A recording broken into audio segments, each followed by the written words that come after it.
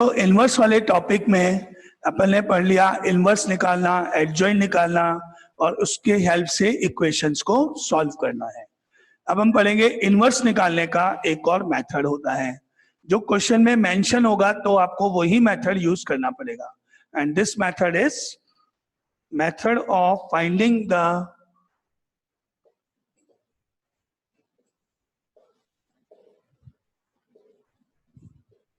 inverse of a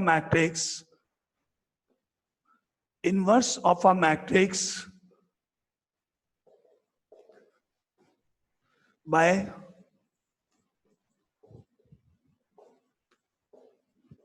elementary transformations.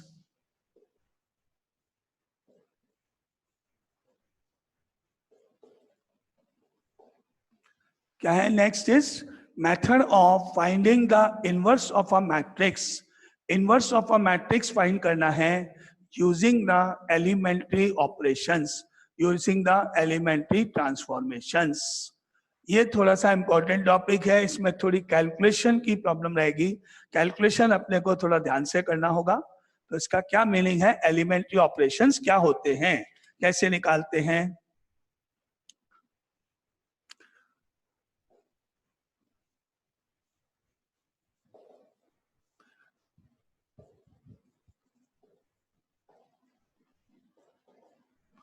The following three operations applied on the rows या फिर columns, रोज पे या columns पे अपन अप्लाई करेंगे of a matrix are called elementary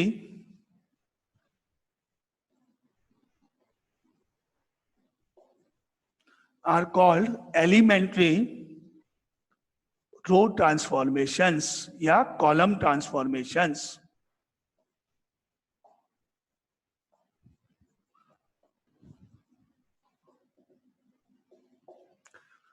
three basic operations है जो आप मैट्रिसेस पे अप्लाई कर सकते हो, आइदर रो वाइज या कॉलम वाइज।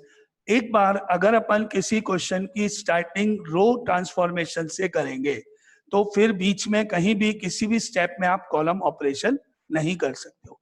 देखो ब्रैकेट में लिखा है और नहीं लिखा है, आइदर बाय रो ऑपरेशंस और बाय कॉलम ऑपरेशंस। अगर क्वेश्चन में मेंशन है तो वही मेथड लेंगे, अदरवाइज आपकी चॉइस। लेकिन अगर आपने एक बार फर्स्ट स्टेप में रो ऑपरेशन अप्लाई करा तो पूरे क्वेश्चन में जब तक इनवर्स फाइंड नहीं होगा आप कभी भी कॉलम ऑपरेशन अप्लाई नहीं करोगे। एक बार में एक ही मेथड आपको चूज करना है। नाउ कौन कौन से ऑपरेशन है देखें। फर्स्ट इज ऑपरेशन नंबर 1,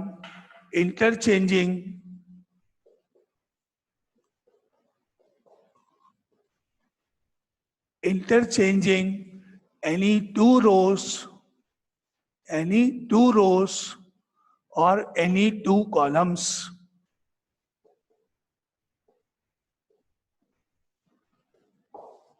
आपको कोई भी दो लाइंस को या कोई भी दो कॉलम्स को इंटरचेंज करना अलाउड है। दो लाइंस या दो कॉलम्स में कोई भी आपस में इंटरचेंज किए जा सकते हैं। जैसे फॉर एग्जांपल एक मैट्रिक्स ए है, सपोज 2 5 1 6 9 0 8 7 4। ये एक मैट्रिक्स है 3x3 ऑर्डर का। लाइन 1, लाइन 2, लाइन 3, तीनों लाइंस में से एट ए टाइम एक बार में आप कोई भी दो लाइंस इंटरचेंज करोगे। तीनों एक साथ नहीं करोगे, कोई भी दो। नेक्स्ट स्टेप में आप बाद में कर सकते हो। इसको लिखेंगे कैसे, इस तरह से R, सपोज 1 एरो, मतलब इंटरचेंजिंग द रो 1। आप कौन सी रो को चेंज करने जा रहे हो, इंटरचेंज करने जा रहे हो R1 को। कौन सी रो के साथ में, R2 के साथ में सपोज, और डबल एरो। क्या मतलब हुआ, इंटरचेंजिंग द रोज 1 and 2। एक बार में एक ही ऑपरेशन होगा। यहां हम लाइन 1 लाइन 2 आपस में इंटरचेंज करने जा रहे हैं।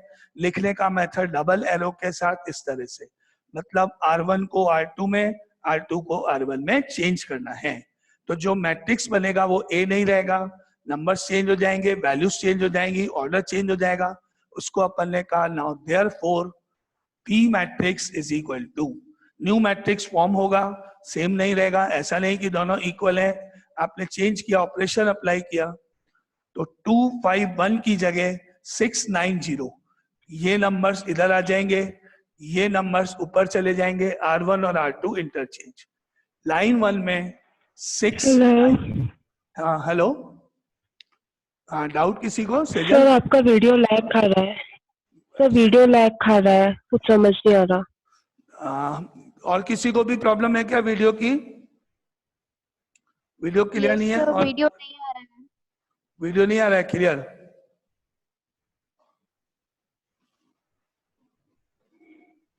और किसी को? नहीं, पीयूष नहीं, क्लियर आ रहा है। ओके, एक बार आपके नेट का कनेक्टिविटी देखो, क्योंकि बाकी का क्लियर है, मैं वापस रिपीट कर दूंगा भले। सही है, ओके ठीक है, एक बार आप चेक करो ना, अगर कोई डाउट होगा तो वापस रिपीट कर देंगे। देखो एक बार, अगर मैंने यहां पे लिखा R1 double arrow R2, R1 double arrow R2 मतलब interchanging the rows 1 and rows 2, R1 और R2 को इंटरचेंज करना है, इनको इंटरचेंज कर सकते हैं। तो जो मैट्रिक्स फॉर्म होगा that is B matrix is equal to, ये 690 ऊपर लाइन में, फर्स्ट लाइन में 690, 251 लाइन नंबर 2 में 251, और थर्ड लाइन में कोई चेंज नहीं होगा, 874। इस तरह से आप लिख सकते हो, इंटरचेंजिंग एनी 2 रोज और एनी 2 कॉलम्स। एक बार में एक ही स्टेप होगा, ये अपना स्टेप हुआ। या फिर अगर आप कॉलम्स को करना चाहते हो तो ऐसे लिखोगे, suppose C2 interchanging C3, column 2 column 3 को इंटरचेंज कर दें तो इधर से मैट्रिक्स C बना, ये कॉलम 1 है, ये कॉलम 2 कॉलम 3, कॉलम 1 में सेम नंबर्स 2 6 8, कॉलम 2 में कॉलम 3 में दोनों में इंटरचेंज कर दोगे, कॉलम 2 में नंबर्स हो जाएंगे 1 0 4, कॉलम नंबर 3 में 5 9 7। इस तरह से आप नया मैट्रिक्स फॉर्म कर सकते हो। तो ये तो ऑपरेशन नंबर 1, इंटरचेंजिंग एनी 2 रोज और एनी 2 कॉलम्स। मैट्रिक्स चेंज हो जाएगा, वैल्यूज चेंज हो जाएंगी, इसलिए ए का ए नहीं आएगा, न्यू मैट्रिक्स फॉर्म होगा। ये स्टेप 1। एनी डाउट किसी को? Now clear? ठीक है, ऑपरेशन नंबर 1। अब second part, second operation, second element के ऑपरेशन क्या अलाउड है वो मैं लिखने जा रहा हूं। फर्स्ट तो ये हो गया, आप इंटरचेंज कर सकते हो। Now step number 2,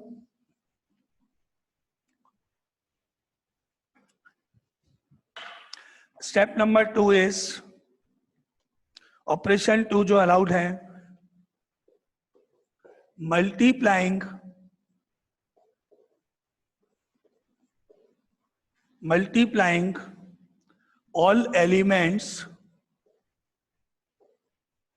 all elements of a row or column of a matrix by a non-zero scalar. Multiplying all the elements of a row or a column of a matrix by a non-zero scalar. किसी भी matrix की कोई भी line को या कोई भी column को आप किसी भी नंबर से मल्टीप्लाई कर सकते हो, पूरे मैट्रिक्स को नहीं, किसी भी एक लाइन को मल्टीप्लाई कर सकते हो। जैसे for example matrix A is equal to 5 0 4 1 6 9 2 8 7, एक मैट्रिक्स मैंने लिखा। एक ऑपरेशन लिखा मैंने R1 single arrow, R1 tends to, R1 change करनी है, कौन सी लाइन चेंज करनी है वो पहले, लाइन 1 चेंज करनी है, मैंने लिख दिया 2R1।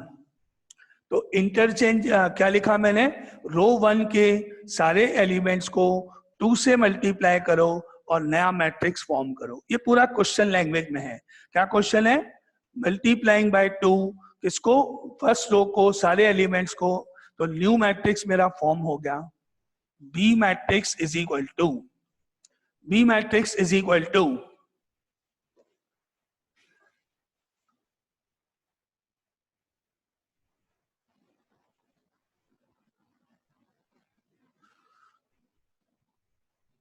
Now B matrix is equal to बना, लाइन 1 के एलिमेंट्स को 2 से इंटू करने पर 5 इंटू 2 10, 0 इंटू 2 0, 4 इंटू 2 8, ये स्टेप।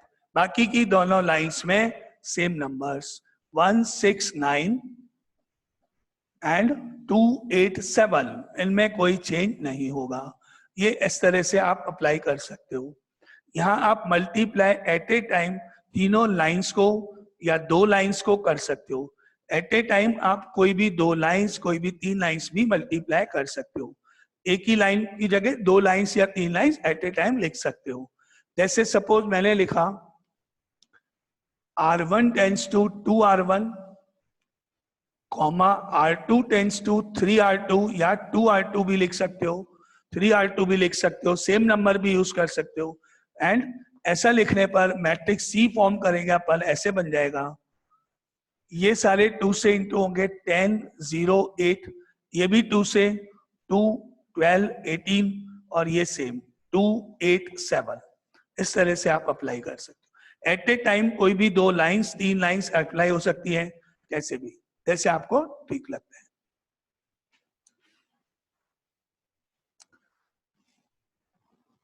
ठीक है, तो इंटरचेंजिंग एनी 2 रोज और एनी 2 कॉलम्स है एक operation.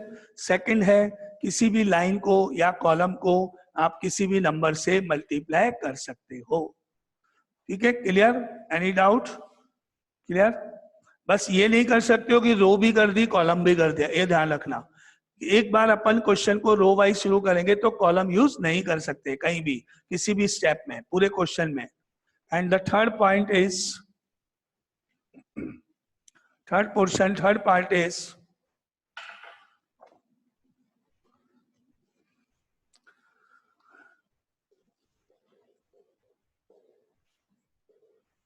adding to the elements of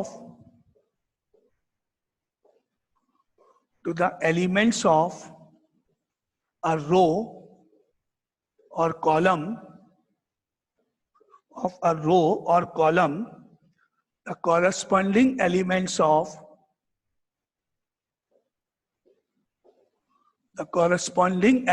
of any other row or column।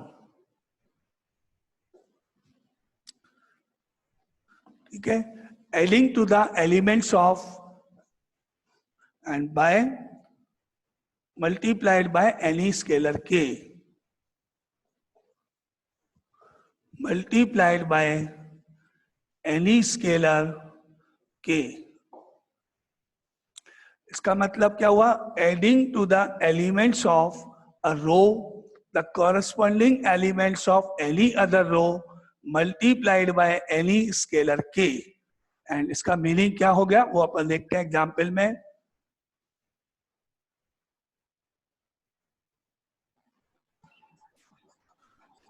जैसे फॉर एग्जाम्पल एक मैट्रिक्स यहां पर है A इज इक्वल टू 5 0 2 1 6 9 8 3 2। ये एक मैट्रिक्स यहां पर लिखा हुआ है।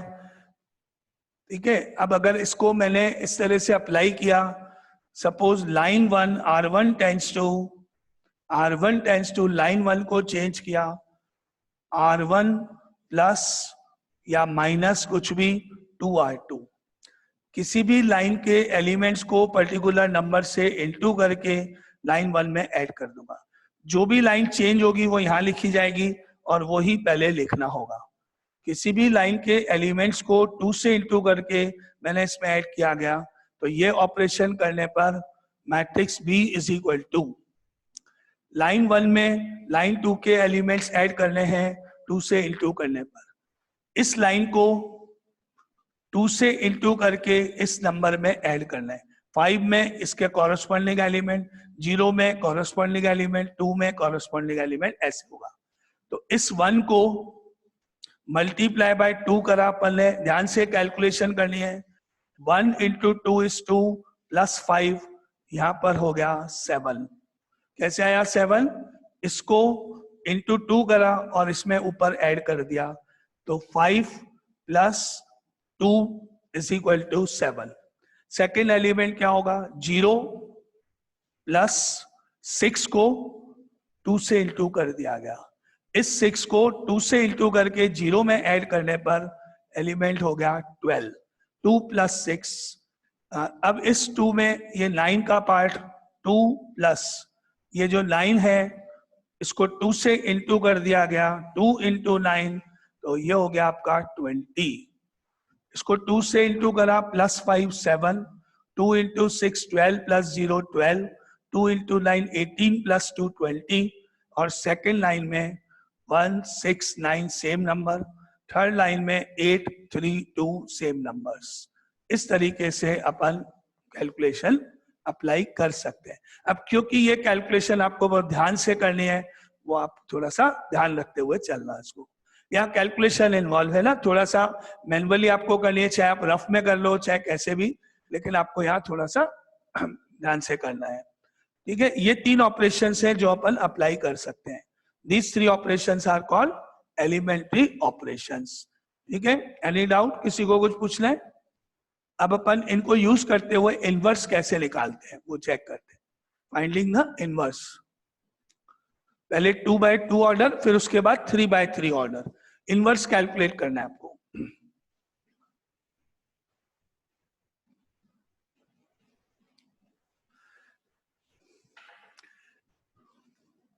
तो इनवर्स फाइंड करने के लिए अपने पास क्या स्टेप होगा वो अपन देखते हैं। पहला क्वेश्चन 2/2 के लिए, example 1, find the inverse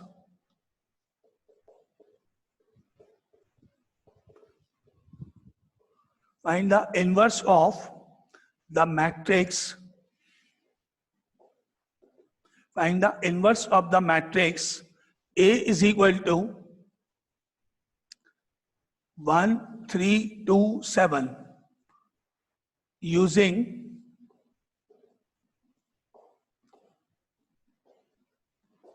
elementary row transformations।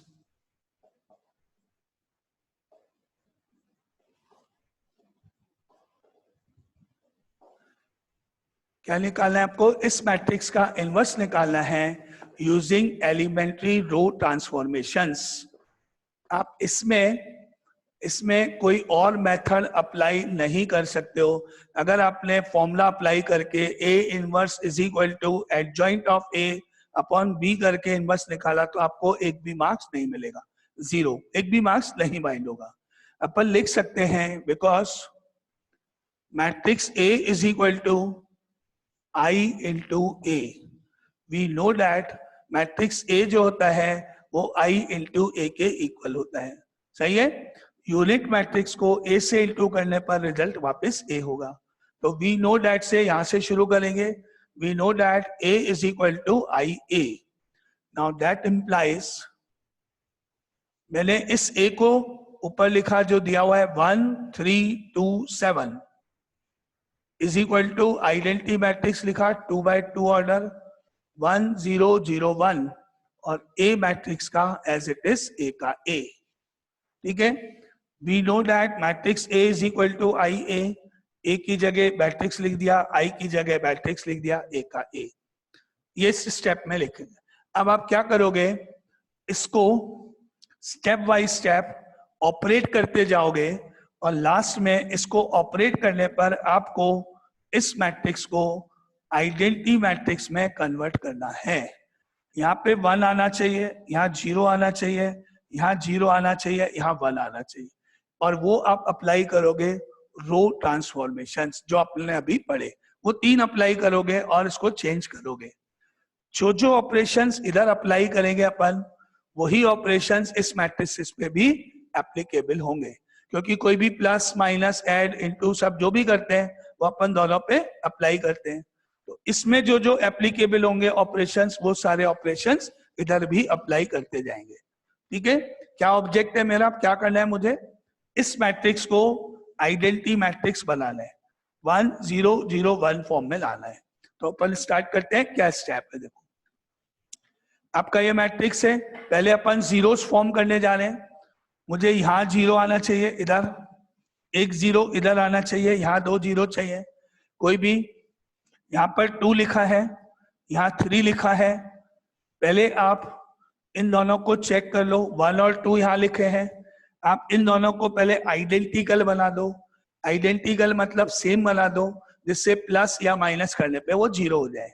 जैसे अपन ये इक्वेशन लिखते हैं, 2x minus 3y equal to 7, 3x minus 4y equal to 9, ऐसे लिखते हैं मान लो।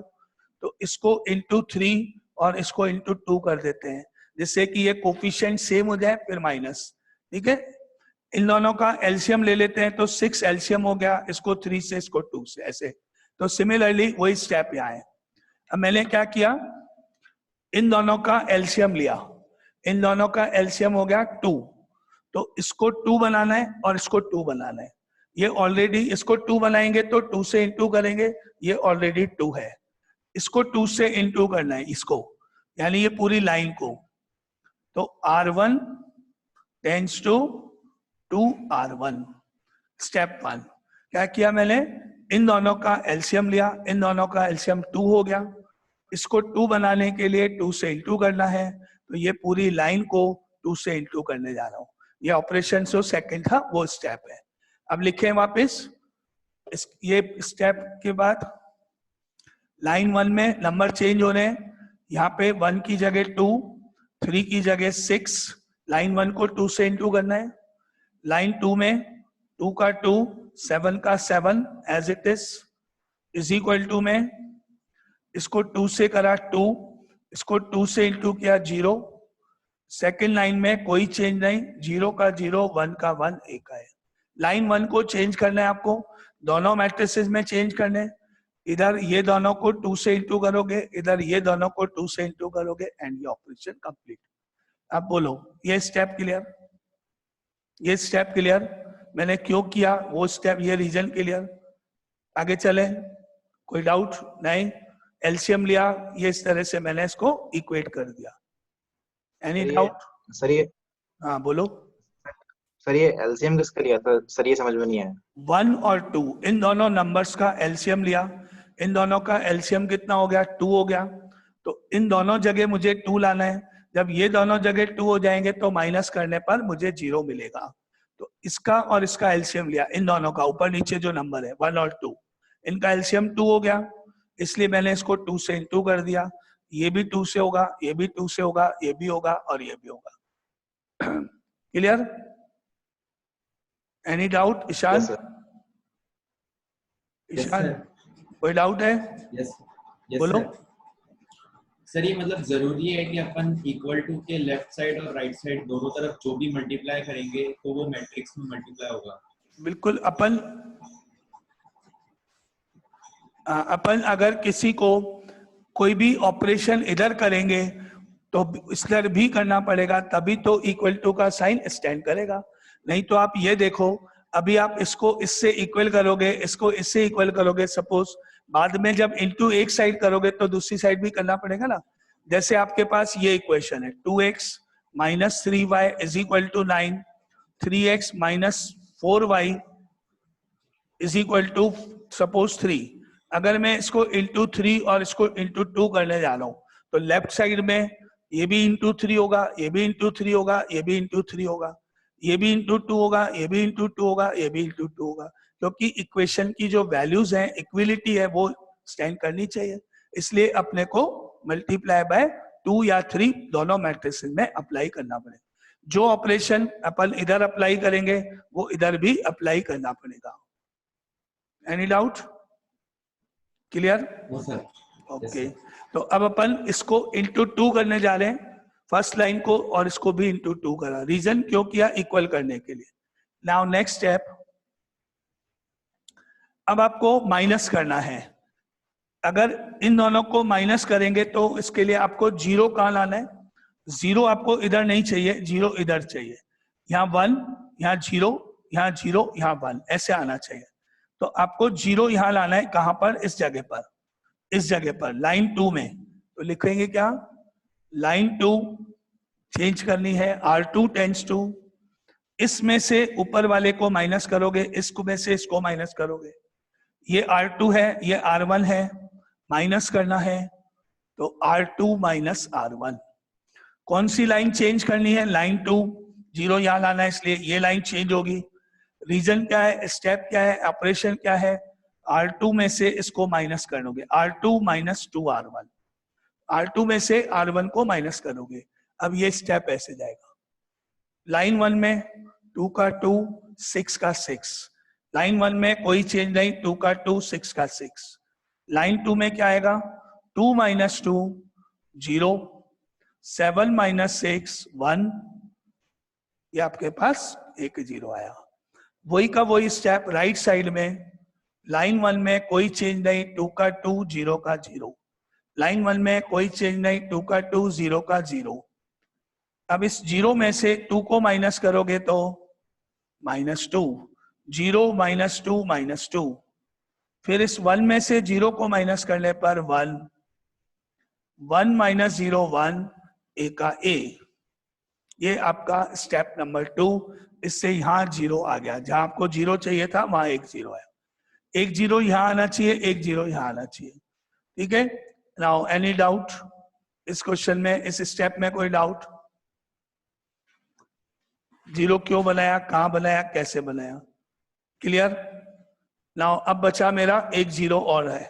अब मुझे यहाँ 0 चाहिए, इधर इस जगह पे एक 0 आना चाहिए। अब इस जगह पे 0 आने के लिए वापस इन दोनों को देखो, इन दोनों का एलसीएम देखो। यहाँ 6 है, यहाँ 1 है, एलसीएम हो गया इनका 6, 6 और 1 का एलसीएम हो गया 6। तो मुझे इन दोनों को आइडेंटिकल यानी सेम बनाना है पहले, इन दोनों को मुझे सेम बनाना है पहले। इसके लिए मुझे इसको लाइन 2 के इस एलिमेंट को 6 से मल्टीप्लाई करना है। कौन सी लाइन को इनटू करना है? इसको, सेकंड लाइन को, R2 को। R2 tends to 6R2, line 2 को 6 से मल्टीप्लाई करूं जिससे यहां 6 आ जाए, फिर ये दोनों सेम हो जाएंगे, फिर माइनस प्लस का काम रहेगा। तो ये ऑपरेशन करने पर R2 को 6 से इंटू करने पर लाइन 1 में 2 का 2, 6 का 6, लाइन 1 में कोई चेंज नहीं, 2 का 2, 6 का 6। इसको 6 से इंटू करने पर 0, इसको 6 से इंटू करने पर 6, 1 into 6 is 6 is equal to, line 1 में कोई चेंज नहीं, 2 का 2, 0 का 0, इसको 6 से इंटू करने पर -12, इसको 6 से इंटू करने पर 6 और ए का ए। ठीक है, इसको मैंने 6 से इंटू कर दिया, तो ये स्टेप आया मेरे पास यहाँ पे।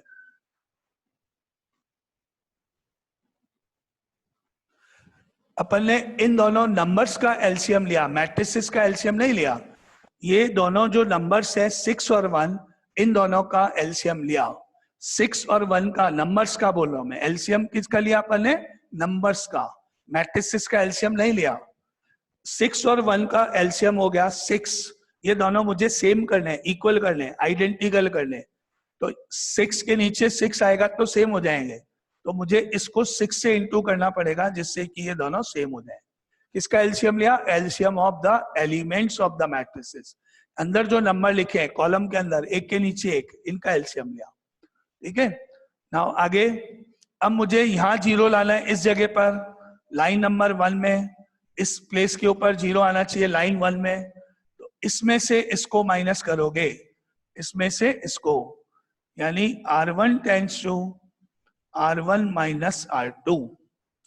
इस लाइन 1 में से लाइन 2 को यहाँ 0 लाने के लिए इस 6 में से 6 माइनस हुआ, तो ये आपका हो गया 2 माइनस 0 2, 6 माइनस 6 0, लाइन 2 में 0 का 0, 6 का 6, कोई चेंज नहीं। 2 माइनस 0 2, 6 माइनस 6 0, लाइन 2 में same number as it is. Equal to में देखो, अब यहाँ आपकी कैलकुलेशन ध्यान से करनी है। 2 में से ये माइनस हो रहा है, 2 माइनस माइनस 12, रफ में, जहां डाउट है वहां रफ में, कैलकुलेशन में ध्यान से होना चाहिए। 2 माइनस करना है, ये माइनस करना है माइनस 12 को, तो 2 minus minus 12, result is 14, add हो गए, 2 प्लस 12 हो गया ये। 0 में से 6 को माइनस करा, रफ में 0 minus 6, 0 minus 6 is minus 6। Second line में माइनस 12 और 6 सेम, और ए का ए। इस तरह से आपके दोनों जीरोस कंप्लीट हो गए जो आपको लाने थे। तो क्या करना था, इन दोनों जगह 0 और इधर दोनों जगह 1 आना था। ये हो गया step. Now any doubt, calculation ध्यान से, ये नंबर्स गलत हुए तो गलत हो जाएगा, एलसीएम लेके इस तरह से, ठीक है। अब आपको यहाँ 1 लाना है और यहाँ 1 लाना है, इसको 1 बनाना है, इसको भी 1 बनाना है, इन दोनों जगह 1 बनाना है। तो अब नेक्स्ट स्टेप, यहाँ जो भी नंबर लिखा हुआ है 2 लिखा है तो 2, R1 tends to R1 divided by 2, और इधर R2 tends to R2 divided by 6। इसको 1 बनाने के लिए इस लाइन को 2 से डिवाइड करना है। यहाँ 1 कब आएगा, जब इसके नीचे 2 से डिवाइड कर दूं। इसी तरह यहाँ 1 लाने के लिए 6 से डिवाइड होगा। ये लाइन 1 है डिवाइडेड बाय 2, ये लाइन 2 है डिवाइडेड बाय 6। लास्ट में डिवाइड करके 1 बनाएंगे अपन 0 बनाने के बाद। ये 1 हो गया, ये 0 का 0, ये 0, और 6 में 6 का डिवाइड 1, 2 बाई 2 1, 0 बाई 2 0, ये 0 ये 1। अब इक्वल टू में 14 को डिवाइडेड बाय 2 करने पर 7, 14 को डिवाइडेड बाय 2 करने पर 7, माइनस 6 को डिवाइडेड बाय 2 करने पर -3, लाइन 1 को डिवाइड किया। लाइन 2 में -12 को डिवाइडेड बाय 6 करने पर -2, 6 को डिवाइडेड बाय 6 करने पर 1, और ए का ए, ठीक है। इसको 2 से 1 हो गया, इसको 6 से, यही ऑपरेशन इधर, इस लाइन को 2 से, इस लाइन को 6 से, ये अपने पास हो गया। नाउ अब आपका ये आइडेंटिटी मैट्रिक्स हो गया। अब आप इसको ऐसे पढ़ो, ये हो गया आई, ये हो गया न्यू मैट्रिक्स बी सपोज, और ए का ए, इस फॉर्म में हो गया। ये मैट्रिक्स आई हो गया, ये कोई मैट्रिक्स न्यू फॉर्म हो गया, इसको बी मान लिया, और ये ए का ए हो गया। अब आपका ये क्वेश्चन है कि यहाँ हम आइडेंटिटी मैट्रिक्स क्यों बनाते हैं, क्योंकि डेफिनेशन जो है, याद करो इनवर्स की डेफिनेशन मैंने क्या लिखाई थी, अगर A B is equal to I is equal to B A, इस फॉर्म में अगर दो मैट्रिसेस होते हैं, A B is equal to I हो या B A is equal to I हो, दोनों एक ही बात है, then B is called inverse of A. ये डेफिनेशन थी। तो आप देखो अब आपने क्या फॉर्म कर दिया, ये आई कर दिया, इज इक्वल टू हो गया, ये मैट्रिक्स बी हो गया, और ये मैट्रिक्स ए हो गया। यानी कि आपने ये वाला पार्ट बना दिया, I is equal to B A कर दिया आपने, और जब I is equal to B A आ गया, then B is called inverse of A. क्योंकि ये डेफिनेशन हो गई, तो हम कह सकते हैं कि जो मैट्रिक्स बी है वो ए का इनवर्स कहलाएगा। किस फॉर्म में आ गया ये, इस डेफिनेशन की फॉर्म में आया। Now therefore A inverse is equal to this matrix B, 7 -3 -2 1। जो आपका ये न्यू मैट्रिक्स बना, this matrix is called inverse of A, because according to definition ये जो B है यही A का इनवर्स होना चाहिए।